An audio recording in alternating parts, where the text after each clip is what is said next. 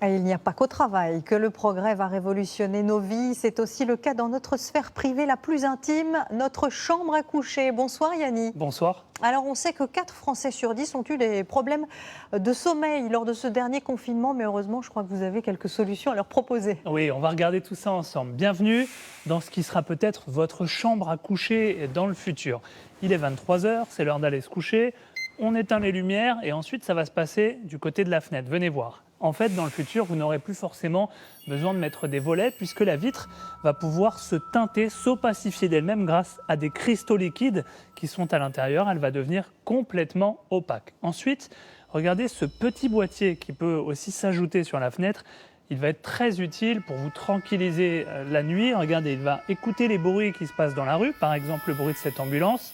Il va analyser les ondes qui rentrent justement dans la pièce et il va envoyer des ondes contraires qui vont en quelque sorte couper, étouffer ce bruit ambiant. Et résultat, on écoute dans la chambre, le silence est total.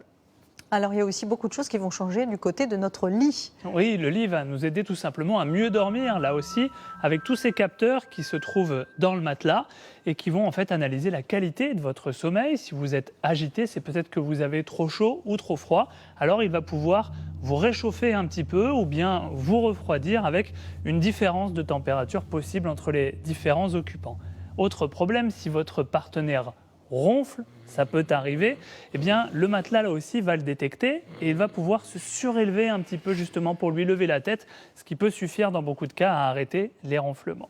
Voilà, après une bonne nuit de sommeil, c'est le matin, vous allez commencer votre journée, mais ce n'est pas fini, regardez la couette, elle va pouvoir se gonfler et reprendre petit à petit sa position initiale, en clair, plus besoin de faire le lit. Vous voyez qu'avec toutes ces innovations, eh bien, le marché des lits connectés est en train de prendre de plus en plus d'ampleur et on estime qu'il devrait peser plus de 2 milliards d'euros dans le monde d'ici 5 ans.